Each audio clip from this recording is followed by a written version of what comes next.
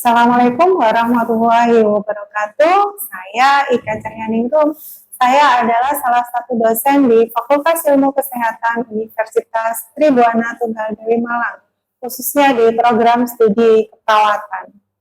Pada siang hari ini, saya akan menjelaskan terkait dengan salah satu mata kuliah yang saya ampuh, Manajemen Layanan Kesehatan Primer. Deskripsi mata kuliah dari Manajemen Layanan Kesehatan Primer ini yaitu mata kuliah ini mempelajari terkait dengan pengelolaan atau manajemen layanan kesehatan tingkat pertama atau tingkat primer dalam upaya kesehatan meliputi upaya promotif, preventif, kuratif, rehabilitatif, serta paliatif dalam upaya meningkatkan derajat kesehatan masyarakat yang setinggi-tingginya dan bagaimana peran perawat dalam manajemen layanan kesehatan primer atau di tingkat pelayanan primer ini. Manajemen layanan kesehatan primer ini diberikan pada semester 6, di mana mata kuliah ini terdiri dari 3 SKS yang meliputi 2 SKS teori dan 1 SKS praktikum. Di mana dalam satu semester mata kuliah ini diberikan selama 16 pertemuan, termasuk UTS dan UAS. Capaian pembelajaran mata kuliah ini yang pertama adalah setelah mengikuti perkuliahan diharapkan mahasiswa mampu menjelaskan konsep sistem pelayanan kesehatan, meliputi materi sistem pelayanan kesehatan di tingkat pertama atau primer, kemudian faktor-faktor apa saja yang mempengaruhi masyarakat menggunakan pelayanan kesehatan khususnya di fasilitas kesehatan primer. Kemudian akan membahas terkait dengan mutu pelayanan kesehatan. Yang kedua, setelah mengikuti perkuliahan ini, mahasiswa mampu menjelaskan jenis-jenis layanan kesehatan primer dan bagaimana peran perawat dalam fasilitas kesehatan primer. Yang pertama, materi yang akan diberikan adalah terkait dengan puskesmas, kemudian puskesmas mampu connect. Yang kedua adalah tentang praktek mandiri perawat. Yang ketiga adalah terkait dengan sistem rujukan dan program rujukan balik. Kemudian yang keempat, integrasi pelayanan kesehatan primer di puskesmas. Kemudian peran perawat dalam penanggulangan KLB. Pada CPNK ketiga diharapkan setelah mengikuti perkuliahan ini diharapkan mahasiswa mampu menerapkan keterampilan yang dibutuhkan oleh perawat di fasilitas kesehatan primer. Yang pertama adalah diharapkan mahasiswa mampu menerapkan rujukan pasien dari fasilitas kesehatan primer ke fasilitas kesehatan rujukan tingkat lanjut. Kemudian mahasiswa mampu menerapkan rujukan balik atau penerimaan pasien rujukan balik dari rumah sakit.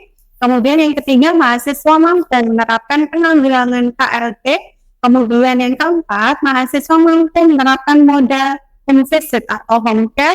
Kemudian mahasiswa mampu menerapkan pelimpahan wewenang sesuai dengan Undang-Undang Keperawatan Nomor 38 Tahun 2014. Kemudian mahasiswa juga harapannya mampu menerapkan alih kerja dalam klaster-klaster sistem pelayanan kesehatan, sistem integrasi layanan kesehatan primer, yaitu pada klaster usia dewasa dan lansia.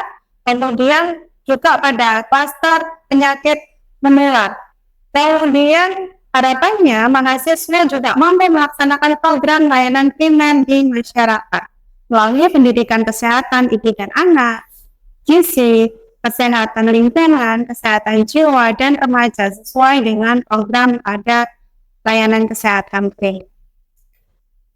Metode pembelajaran yang kami terapkan di mata ini adalah metode SCR, Student Center Learning, di mana metode yang kami gunakan adalah cooperative learning dan small group discussion. Selain itu, metode pembelajaran lain yang juga kami terapkan dalam mata kuliah ini adalah project based learning, di mana mahasiswa akan ditugaskan atau dipraktekkan selama 1 minggu di fasilitas pelayanan kesehatan primer, khususnya di wilayah kerja Puskesmas Kabupaten Malang. Harapannya, mahasiswa didorong aktif untuk merumuskan masalah yang akan dipecahkan dengan terjun langsung ke fasilitas kesehatan primer. Dan harapannya mahasiswa juga bisa aktif menyelesaikan masalah sesuai dengan kasus di masing-masing wilayah kerja puskesmas tersebut. Terkait dengan bobot penilaian. Untuk bobot penilaian, kami menggunakan item penilaian TS 15%, tugas 40%, praktikum dan ujian praktikum 20%, UAS 15%, dan soft skill serta kehadiran mahasiswa 10%. Mungkin itu yang dapat kami sampaikan terkait dengan deskripsi singkat mata kuliah di manajemen layanan kesehatan primer ini. Selamat pagi. Gimana hari ini, masih sehat? Sehat. Ini tadi seharian full kuliah atau siang ini aja? Oh, mulai dari jam berapa nih? Tapi udah makan kan ya? Sudah, alhamdulillah. Belum ini bahaya ini, nanti nggak konsentrasi dengan perkuliahannya Ibu. Ya, seperti pada waktu kemarin ya, kita akan kuliah hari ini terkait dengan ini, alur integrasi layanan primer. Ya, ini saya lanjutkan pertemuan dari Pak Jeffrey. Pak Jeffrey kemarin membahas terkait dengan teori integrasi layanan primer. Kalau hari ini Ibu akan lebih menjelaskan lagi bagaimana alur. Alur itu apa ya? Apa? Jalan. Apa lagi? Jalan cerita. Apa lagi alur itu? Langkah. Kalau di rumah sakit bahasanya apa nih? Kalau di puskesmas atau rumah sakit? Prosedur. Makanya adik-adik mulai sekarang dikenalkan adalah SOP, standar operasional prosedur. Standar operasional prosedur itu adalah langkah-langkah, step by step apa yang harus dilakukan. Capaian pembelajaran pada siang hari ini, yang pertama harapannya mahasiswa mampu menjelaskan definisi ILP. ILP itu apa? Integrasi layanan primer. Jadi nanti kalau Ibu ada bahasa-bahasa ILP, jangan bingung. ILP itu integrasi layanan primer. Kemudian yang kedua, mahasiswa mampu menjelaskan tujuan ILP. Jadi kenapa sih kok sekarang diberlakukan ILP? Yang ketiga, mahasiswa mampu menjelaskan titik berat ILP. Titik berat itu prioritas yang menjadi sasaran pada ILP. Yang keempat, mahasiswa mampu menyebutkan dan menjelaskan klaster-klaster dalam ILP. Kemudian, mahasiswa mampu menerapkan alur ILP. Jadi ILP itu sudah diterapkan di puskesmas untuk saat ini. Ya, memang belum ke sistem layanan primer yang lain. Kemarin layanan primer ada apa saja? Puskesmas,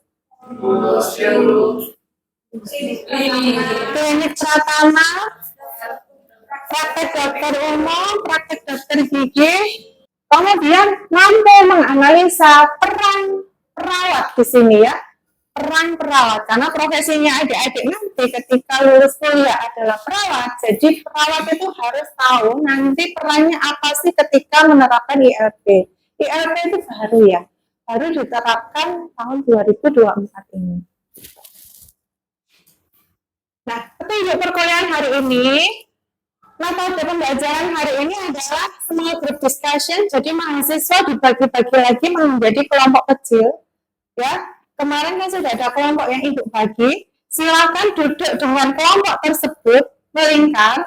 Kemudian kelompoknya kemarin 3 orang ya. 3 sampai 4, berarti mungkin yang ini 3 sampai 4. Kemudian mahasiswa menonton video. Habis ini ada video terkait dengan alur ILP yang sudah diterapkan di puskesmas. Kemudian adik-adik menganalisa video tersebut. Lalu diskusi terkait dengan isi video itu, dianalisa. Video ini isinya tentang apa? Nanti pakai kata-kata kunci saja. Ya, nanti dipresentasikan dan dibahas. Gitu. Sudah? Ada yang ditanyakan terkait dengan petunjuk kuliah kita hari ini? Kalau tidak ada, silakan duduk sesuai dengan kelompok. Menerapkan pelayanan kesehatan primer mulai dari puskesmas, pusu, posyandu, hingga kunjungan ke rumah masyarakat. Perubahan dasar salah satunya semua siklus hidup. Klaster pertama, mengakomodir manajemen dan ketatanegaraan. Klaster 2 bagi tuli, tugas, balita, anak sekolah dan remaja.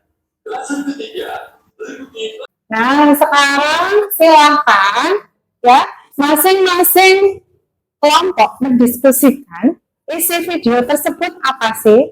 Ya, waktunya tadi udah aku potong 3 menit ya untuk video, jadi waktunya 7 menit untuk diskusi ya, di 7 sampai 10 menit diskusi. Silakan tulis kata-kata kunci untuk nanti menjadi bahan kita diskusi. Ya.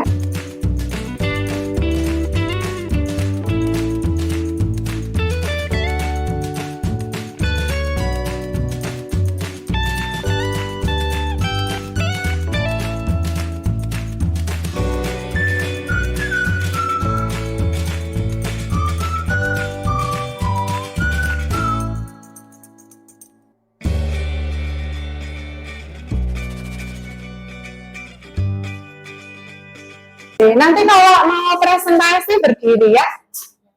Siapa yang mau presentasi?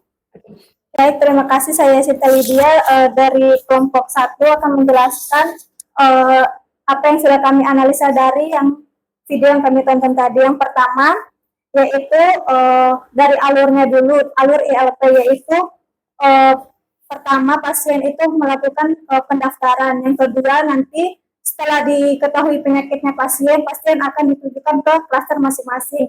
Tadi yang sudah dipaparkan ada 5 klaster. Yang pertama ada manajemen, yang kedua ada pelayanan kesehatan ibu dan anak, yang ketiga ada kesehatan produktif dan lanjut usia, yang keempat ada penanggulangan penyakit menular, yang kelima ada lintas klaster, di mana yang pertama itu manajemen, yaitu membahas pengaturan dalam puskesmas tersebut, yaitu bisa dari pengelolaan program, terus mengelola sumber daya manusia yang ada di dalam puskesmas.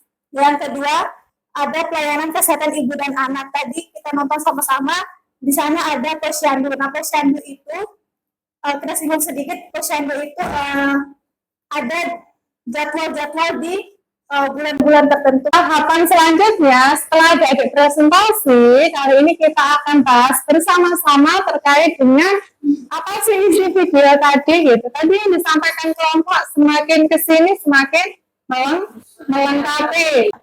Kita ke latar belakangnya dulu sebelum kita bahas. Jadi kenapa sih kok pemerintah itu menggalakkan adanya ILP? Nah, latar belakangnya di sini. Jadi ternyata dari hasil evaluasi pemerintah, terutama kementerian yang membawahi kesehatan, Kementerian Kesehatan, capaian standar pelayanan minimal belum mencapai target. Salah satunya, contoh, pemeriksaan ibu hamil atau ANC. Ternyata belum memenuhi target nih. Ternyata masih banyak ibu hamil yang belum memeriksakan kandungannya. Contoh, pasien dengan hipertensi. Ternyata, ini kemarin ibu penelitian nih sama kakak-kakak tingkatnya yang sekarang sedang profesi. Ibu itu penelitian di wilayah Kedung Randang, itu satu kecamatan. Ternyata dari sekian sampling, itu ya, ternyata belum banyak masyarakat yang terkena hipertensi itu rutin periksa ke puskesmas. Artinya capaian pelayanan minimal, pelayanan primer itu belum maksimal. Kemudian ini ya, masih terdapat ini 18.100 sekian desa atau kelurahan tidak memiliki fasilitas kesehatan dalam bentuk posko dan posyandu. Tadi sudah disebutkan oleh Yasinta, ya. Di kecamatan itu ada puskesmas, ada satu puskesmas. Habis kecamatan, hanya lagi adalah desa. Ternyata belum banyak desa itu yang memiliki posko. Puskesmas pembantu itu panjang tangannya, bukan panjang tangan loh ya, panjang tangannya itu istilahnya jejaringnya puskesmas yang bisa menjangkau masyarakat di desa, kayak di rumahnya itu ya. Nanti suatu saat adik-adik pergi jalan-jalan ke rumah ibu tempat kelahiran, itu antara kecamatan sama desa terakhir itu 36 kilo, itu jalannya berlubang-lubang. Mau ke puskesmas butuh effort yang besar, jalannya rusak, belum lagi BBM habis banyak. Ya kalau punya sepeda motor lah, kalau enggak Apakah kalau kita tensi harus menempuh jarak seperti itu? Nah, dengan adanya layanan integrasi primer, harapannya akses layanan itu bisa terjangkau sampai kepada posyandu. Posyandu itu letaknya di dusun, RT dan RW. Gitu ya. Kalau ini periksa tensi, masa aku harus ke puskesmas? Nggak usah. Datang aja ke posyandu. Jadi fenomenanya karena ini. Ya. Kemudian ada upaya pemerintah melaksanakan transformasi pelayanan kesehatan primer. Jadi ada perubahan nih, karena tadi ingin akses kesehatan dijangkau oleh masyarakat, akhirnya pemerintah mencetuskan perlu adanya program integrasi layanan primer. Ini ada nanti kalau belajar, ya silakan di-download terkait dengan Permenkes, Keputusan Menteri Kesehatan Kemenkes nomor HK01.07 tahunnya 2023. Artinya apa? Kebijakan ini masih baru dan tahun 2024 ini baru dilakukan atau dilaksanakan oleh puskesmas. Jadi kalau ada yang awalnya dulu ke puskesmas alurnya seperti ini, sekarang ternyata berubah pakai integrasi layanan primer, ya. ILT adalah upaya untuk menata dan mengkoordinasikan berbagai pelayanan kesehatan primer.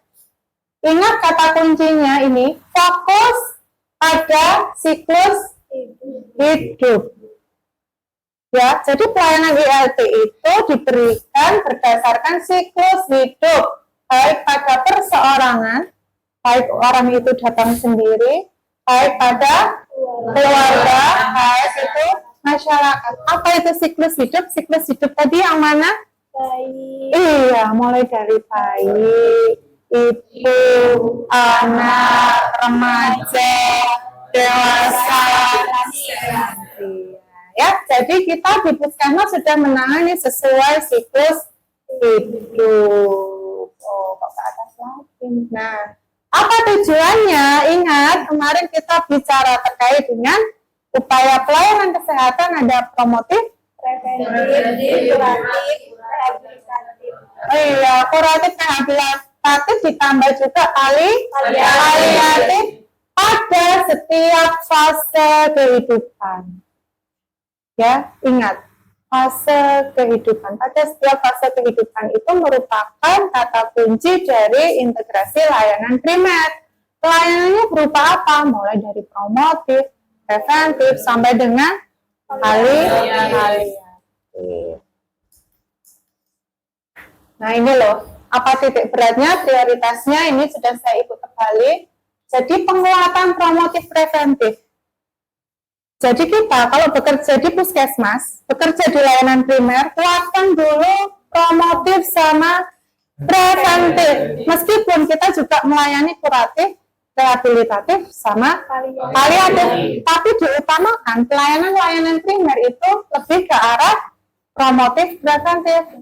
Promotif apa? Peningkatan kesehatan. Contohnya apa kemarin? Promotif. Ada edukasi untuk mencegah hipertensi, edukasi untuk mencegah komplikasi. Kemudian jangan lupa di layanan integrasi primer ada sistem jejaring. Apa sistem jejaring tadi? Mulai dari tingkat, iya. Jadi layanan kesehatan yang diberikan itu terintegrasi melalui sistem jejaring mulai dari tingkat kecamatan, desa, iya, dusun, RW, RT tadi ya. Kemudian jangan lupa dengan adanya integrasi layanan primer itu ada pemantauan wilayah setempat. Pemantauannya gimana Bu? Jadi pakai digitalisasi. Digitalisasi itu apa?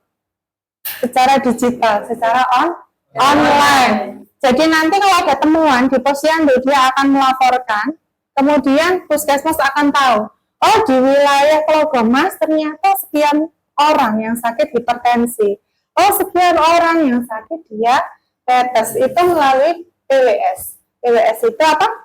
Pemantauan. Oke, next. Nah, ini loh sistem jejaring tadi udah disebutkan ya Sita ya. Puskesmas, ini yang kelurahan. Puste itu apa kepanjangannya? Puskesmas pembantu. Kalau di tingkat dusun RT RW ada posyandu. Nah, ini loh klaster-klasternya. Klasternya ada 5. Ya, yang pertama klaster manajemen dan ketatausahaan. Pokoknya terkait dengan mutu layanan, pengarsipan, manajemen itu masuk klaster 1. Kalau kita daftar di puskesmas itu klaster berapa berarti? 1. Yang mengurusi pendaftaran di puskesmas itu klaster 1. Setelah dari klaster 1 dilihat, tadi Mas David bilang sesuai kebutuhan pasien. Pasien akan diarahkan ke klaster mana? Kalau pasien datang dengan ibu hamil, ya, ibu hamil pengen memeriksakan kehamilannya, berarti dibawa ke klaster berapa nanti? Klaster 2. Kalau ada anak sakit stunting, sekarang kan banyak ya anak-anak yang gizi kurang. Nah, berarti masuk ke klaster berapa? Klaster 2. Setelah daftar, dia akan dibawa ke klaster 2. Intinya klaster 2 itu ibu, anak, remaja. Klaster 3 dewasa lansia. Klaster 4 ini ada virus COVID, berarti apa? Penyakit menular. Terus, klaster? Lintas klaster. Oke, ini lintas klaster. Bu, kalau pasien UGD apakah harus ke klaster-klaster ini? Enggak. Ini khusus pasien yang tidak gawat darurat. Kalau pasien gawat darurat ya langsung aja ke pelayanan gawat darurat. Kita lanjut dulu. Ini alur IAP Bu bilang tadi, silakan pasien daftar ke loket pendaftaran. Kalau yang pasien lama dia tinggal mengambil rekam medis pasien karena sudah terdata. Kalau pasien baru nanti akan didata di loket pendaftaran di klaster 1. Kalau terkait dengan ibu hamil, ibu nifas, anak dan balita, bahkan remaja, itu silakan diarahkan ke klaster 2. Sebagai seorang perawat, adik-adik harus bisa melakukan ini. Jadi ini kompetensi penanggung jawab dan anggota. Jadi nanti ketika adik-adik di klaster, itu nggak hanya perawat saja, tenaga kesehatannya, tapi kita kolaborasi lintas tenaga kesehatan. Ada perawat, ada bidan, ada gizi, ada dokter. Nah, perawat biasanya melakukan screening, ya. Nanti bersama bidan, ya di sini bidan dan ahli gizi melakukan screening. Contoh, screening MTBS, manajemen terpadu balita sakit. Jadi adik-adik akan melakukan pengkajian kepada balita ini kira-kira sakit apa ya, itu dilakukan pengkajian. Kemudian ini ada SDI-DTK, stimulasi deteksi intervensi tumbuh kembang. Jadi adik-adik nanti ketika ada anak itu akan dilihat tumbuh kembangnya si anak, dilihat. Sudah diajari ya di anak pengkajian dengan metode Denver? Iya, ada motorik halus, motorik kasar, bagaimana tingkat perkembangannya sesuai usia atau belum gitu. Usia dewasa lansia di sini jelas ya, pokoknya menangani dewasa kayak Bu Ika ini masuk di sini, kemudian lansia. Ini yang harus adik-adik kuasai sebagai seorang perawat. Kesimpulan dari kuliah hari ini apa? Sistem integrasi layanan primer itu ada pelayanan sesuai dengan siklus hidup, ada puskesmasnya, dari puskesmas itu ada jejaring puskesmas yaitu puskesmas pembantu. Terus? Nah di sini ada juga komprehensif dan berkesinambungan. Nah, di dalamnya ada posyandu dan kunjungan rumah. Iya, jadi mata kuliah hari ini kita membahas terkait dengan sistem layanan primer, ya integrasi layanan primer. Di mana integrasi layanan primer itu memberikan layanan sesuai dengan siklus hidup. Maaf ya, salah ketik ya, siklus hidup. Siklus hidup mulai dari Ya, mulai dari ibu hamil sampai anak sampai pada lansia secara komprehensif dan berkesinambungan. Komprehensif itu menyeluruh. Upaya kesehatan yang diberikan diperkuat promotif preventif, tapi juga tetap melayani kuratif, rehabilitatif, dan paliatif. Komprehensif itu menyeluruh dan berkesinambungan. Kenapa? Karena punya jejaring tadi. Jejaringnya dari mana? Dari puskesmas di tingkat kecamatan, puskesmas pembantu di tingkat desa, ada posyandu. Di mana jejaring ini juga ada program sampai dengan kunjungan rumah. Itu kesimpulan kita hari ini. Sedikit waktu kesimpulannya ini. Ada pertanyaan? Satu pertanyaan mungkin? Saya bertanya di bagian ILP itu. Tadi kan yang Ibu jelaskan dari awal kan mengatakan bahwa ILP itu baru digunakan atau baru diterapkan pada tahun 2004. Pertanyaan saya itu, ILP itu kan bagian dari layanan kesehatan. Kenapa tidak digunakan pada saat itu diterbitkan dari Kemenkes, Bu? Oke. Mau nggak langsung sebut gitu ya? Intinya, kalau pertengahan kita butuh penyiapan apa aja nih? Apa aja? Kalau kita bicara manajemen kepemimpinan dan manajemen, kita ada unsur dalam sebuah rumah sakit, dalam sebuah puskesmas.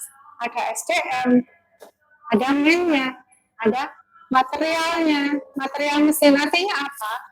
Kemenkes itu setelah menghidap, jadi ada yang sudah berjalan itu 2023, ya, tapi tidak langsung setelah kebijakan ini muncul, karena setelah kebijakan dari Kemenkes itu muncul, Kemenkes memberikan pelatihan kepada seluruh puskesmas yang ada di seluruh Indonesia. Ya, jadi itu bertahap kemarin ya. Jadi pelatihan dulu kepada baik dokternya, baik tenaga kesehatannya, maupun tenaga non-kesehatan yang terlibat dengan kegiatan ini. Jadi masih butuh dilatih dulu. Setelah dilatih, puskesmas harus menyiapkan sarana, prasarana. Klaster-klaster, berarti nanti akan ditulis di ruangan itu klaster-klaster, dan screeningnya juga harus sesuai dengan klasternya. Kalau klaster 1 berarti terkait dengan manajemen dan ketatausahaan. Klaster 2 itu anak, balita, dan remaja. Jadi screening yang ada di ruangan itu harus memenuhi standar itu dulu.